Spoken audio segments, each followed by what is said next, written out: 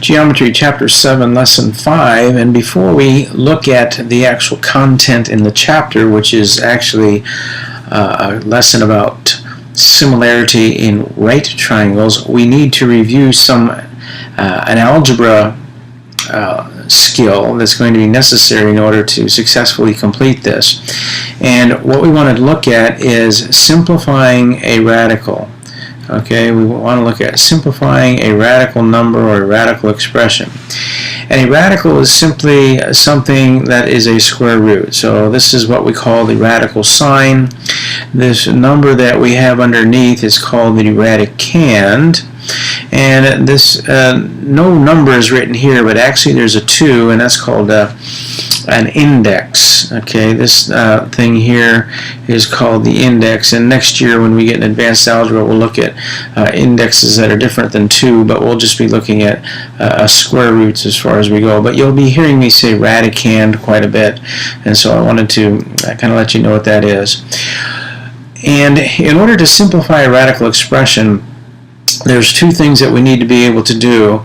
We need to be able to prime factor a number, so we'll look at how do we list the prime factors of a number, and then we're going to look at a pattern or a rule when you have two radicals that are the same.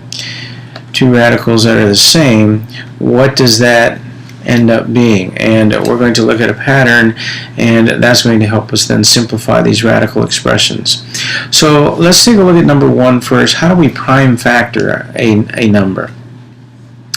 Now, a prime factor, we're talking about numbers that are prime numbers. Prime numbers being numbers like 2 is the first prime number, then 3, then 5, then 7, and then what's the next one? I think most of you said 9, but I'm not looking at odd numbers. That's very common. What's the next prime number? Would be 11, and then 13, and then 17, and on up. So prime numbers are numbers whose only have two factors, or two numbers that you can multiply together to get that number, the number itself and the number 1. So we're going to be very interested in these first few prime numbers. These will be the ones that we'll use most often, but if these don't work, we want to continue working up the ladder here until we get to that. So we're going to be using these prime numbers to begin with. Now, what is prime factoring? You remember probably back somewhere in your math memory back there, if we wanted to prime factor 18, you remember we did this prime factoring tree. So we used the prime factor 2, and then we looked at the prime factor 2. That doesn't go into 9, so we looked at the next prime number, which is 3. 3 does go into that, and then we divide that, and then we divide 3 into this one. And so then what we have is this tree, and what you have here is a listing of the prime factors, or numbers, prime numbers that multiplied together will give you this number. 2 times 3 times 3 multiplied together would be 18. These are all prime numbers, so these are called prime factors because we're multiplying them together to get this. Okay, now with the numbers that we're doing, this prime factor tree can get pretty large, especially if you're trying to prime factor a large number, like let's say 1032. Well, you're going to end up probably running out of paper. So we're going to shorten this up a little bit. We'll be doing the same thing, but we'll be doing what I like to call upside down division. And it's basically just prime factoring, but condensing everything so it's all takes up a little bit less space. So rather than making a tree, I'm going to use a division sign, and again we're going to divide by the first prime number 2, and 2 goes into 18 9 times, and then I'm going to divide a number into 9 that's a prime number. 2 doesn't go into 9, but 3 does, and so we have 3, and then we do this again, so 3, and so what I have listed here now are these same prime factors, but rather than being in a big tree that's kind of spread out, it's a little bit more condensed and a little bit easier to find those. Okay, so that's how we prime factor, and that's going to be the first step that we're going to need to do when we're simplifying these radical expressions. Now the second thing we want to look at is when we have two radicals that are the exact same, or have the exact same radicand. So I'm going to look at a pattern here. I'm going to run a few numbers by you and see if you can't figure out the pattern. What is the square root of 2 times the square root of 2? Well, because these are both square roots, I can multiply them together. That gives me the square root of 4, which I can then simplify that to the number 2. And if I take the square root of 3 times the square root of 3, 3 times 3 is 9, the square root of 9 is 3. And then I have the square root of 4 times the square root of 4, which is 16, 4 times 4, and then the square root of that is 4. And then if I have the square root of 5 times the square root of 5, that's the square root of 25, which is 5. So you'll notice the pattern here is that if I multiply two radicals together where the radicands are the exact same number, I can go through this step of multiplying here and getting this, but you'll notice that this answer ends up being whatever this radicand is.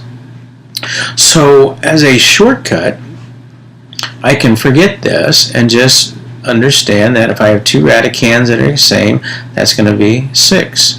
Square root of 7 times square root of 7 is the whole number 7. Square root of 8 times the square root of 8 is 8. So the pattern here is that if I have two radicals that are the same, the answer ends up being the radicand, or that number that's underneath the radical, as long as they're the same radicals to begin with. Okay, so we're going to combine now those two things together in order to simplify a radical expression. So if I took the square root of 18 and I asked you to simplify it, okay, the first thing we would do would be to prime factor this. So 18 we divide by 2, we get 9, we divide by 3, we get 3, we divide by 3 again, we get 1. Now I have to go all the way until I get a 1. And so what I have here are the prime factors. So I can rewrite this as a product of, or a multiplication of, its prime factors. Square root of 2 times square root of 2 times square root of 3 is the same thing as the square root of 18. So I did my prime factoring. Now I'm going to use the pattern and say, well, if I have any of these two that are the same, that's going to simplify to just a number 2. It becomes the radicand. And then I have this one left over, so I have 2 square root of 3. So this would be the simplified version of the square root of 18. Okay, so when we ask you to simplify a radical, that's the process we want you to go through. So let me do one more example, and then in a subsequent video I will do a number of other examples. So let's say we wanted to do the square root of 147. Alright, so 147, I'm going to prime factor that. So 147, 2 does not go into this, but 3 does, so this would be 49. 2 does not go into 49, 3 does not go into 49, 5 does not go into 49, but 7 does go into 49. And then 7 goes into 7, and I divide that all the way up until I end up with 1. So I can rewrite this as square root of 3 times square root of 7 times square root of 7. So that's the prime factoring. Now I use the pattern that if I have two radicals that are the same, and I do, that's going to simplify to the radicand, or the number that's underneath. So those two become a 7, and then I'm left with the square root of 3. So 7 square root of 3 is the simplified version of the square root of 147. And that is how you simplify a radical expression.